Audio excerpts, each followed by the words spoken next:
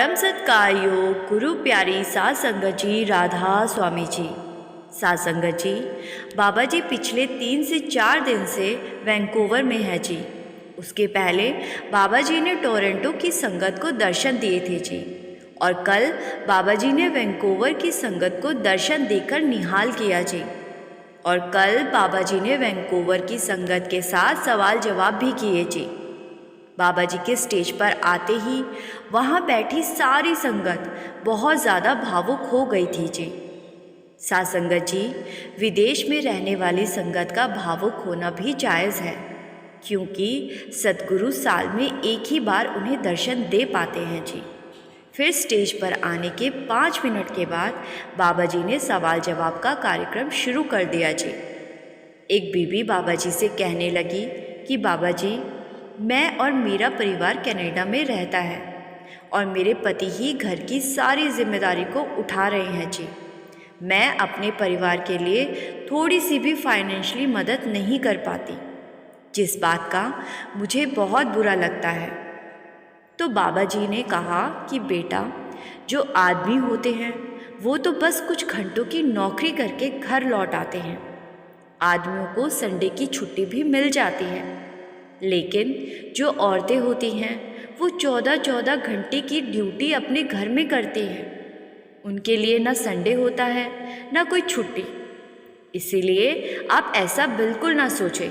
आपके पति अपनी ड्यूटी निभा रहे हैं और घर को संभालकर आप अपनी ड्यूटी निभा रही हो।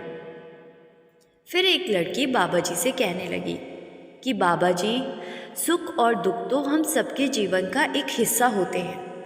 मेरे जीवन में भी बहुत बार दुख आते हैं, और जब कोई दुख मेरे जीवन में आता है तो मेरे माता पिता कह देते हैं कि बाबा जी ने थोड़े में ही कर्म कटवा दिए।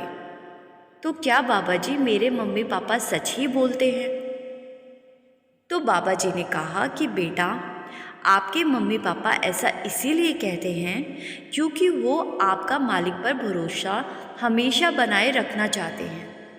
जो मालिक के भाने में रहते हैं, मालिक उनकी सूली को शूल बना देता है। जो होना है वो तो होकर ही रहेगा।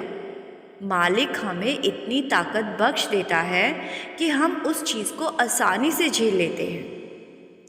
फिर एक लड़की बाबा जी से कहने लगी कि बाबा जी, जब मैं कनाडा आ रही थी तो मैं आपको कहकर ही घर से निकली थी कि बाबा जी मेरी संभाल करना, और आपने हमेशा मेरी संभाल भी की। कनाडा आने के बाद आपकी दया से मुझे यहाँ एक रेस्टोरेंट में नौकरी भी मिल गई।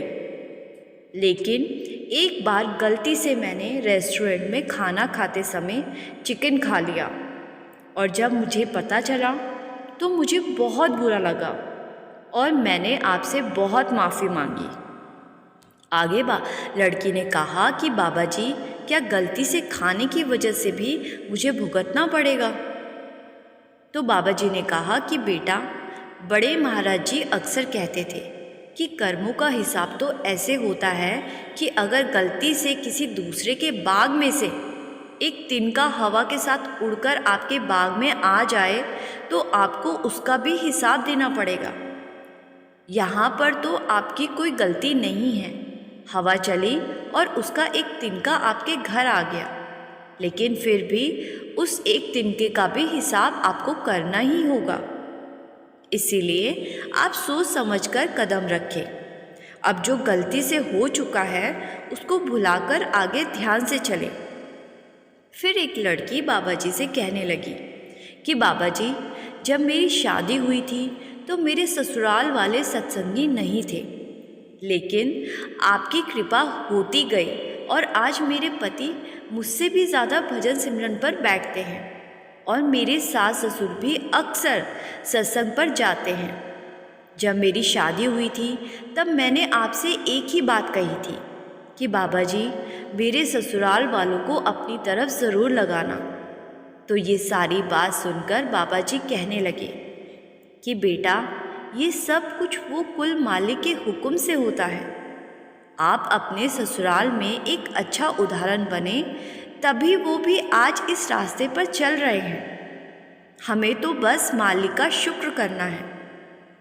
फिर एक भाई ने बाबा जी से कहा कि बाबा जी, मेरे घर में मैं अकेला सत्संग से जुड़ा हुआ हूँ और मेरे घर में मेरे छोटे बच्चे हैं और कई बार मेरे घर के बड़े बुजुर्ग छोटे बच्चों को अंडा खिला देते हैं और जब मैं उन्हें मना करता हूँ तो वो लोग नहीं मानते। तो बाबा जी ने कहा कि बेटा, अगर वो लोग नहीं मानते वो उनके अपने कर्म हैं, आप अपने कर्मों पर ध्यान दें। जो जैसे कर्म करेगा उसको वैसे ही भुगतना भी पड़ेगा। अभी आपके बच्चे छोटे हैं इसीलिए वो समझ नहीं पाएंगे, लेकिन जब वो बड़े हो जाएंगे तो आप अपने बच्चों को इन सब चीज़ों के बारे में समझाओगे तो वो ज़रूर समझेंगे। फिर एक भाई बाबा जी से कहने लगा कि बाबा जी, मैं यहाँ जब आया था तो आपकी ऐसी कृपा होती गई और मैं अपने काम धंधे में तरक्की करने लगा और आपकी दया मेहर से मैं परमार्थ में भी तरक्की करने लगा। लेकिन मेरी तरक्की से मेरे कुछ अपने ही लोग ईर्ष्या करते हैं। तो बाबा जी ने कहा कि बेटा, हम यहाँ किसी को खुश करने नहीं आए। अगर वो आपसे ऐसी भावना रखेंगे तो वो उनके अपनी कर्म हैं, आप इस बारे में ना सोचा करें।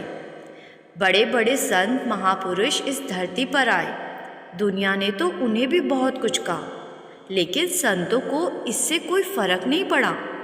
इसीलिए अगर आपको भी कोई कुछ कहता है तो आप भी चुप रहें।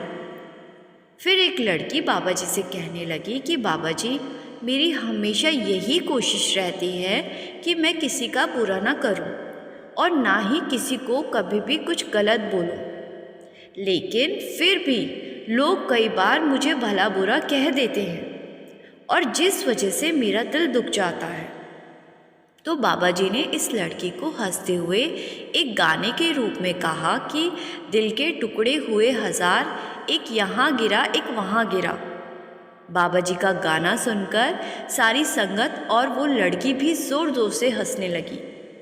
फिर बाबा जी ने लड़की को समझाया कि बेटा, ये कैसा दिल है तेरा जो कोई भी दुखा देता है। फिर आगे बाबा जी ने उस लड़की को स्ट्रॉन्ग बने रहने के लिए समझाया और किसी भी बात को अपने दिल पर ना लेने की सलाह दी। तो साथ संगत जी, वहाँ और भी बहुत सारे सवाल जवाब पूछे गए थे जी। हम कोशिश करेंगे कि अगले वीडियो में बाकी के सवाल जवाब आप तक पहुंचा सके जी। वीडियो को शेयर करना मत भूलिए जी और कमेंट में राधा स्वामी लिखकर अपने शहर का नाम ज़रूर लिखिए जी, जिससे कि हम जान सकें बाबा जी की संगत दुनिया के कौन कौन से कोने से बाबा जी की प्यारी बातों को सुनना पसंद करती है जी। चैनल पर पहली बार आए हैं तो संगत के अपने इस चैनल रूहानी सफ़र को सब्सक्राइब कर इस चैनल का हिस्सा ज़रूर बनिए जी। गुरु प्यारी साथ संगत जी, राधा स्वामी जी।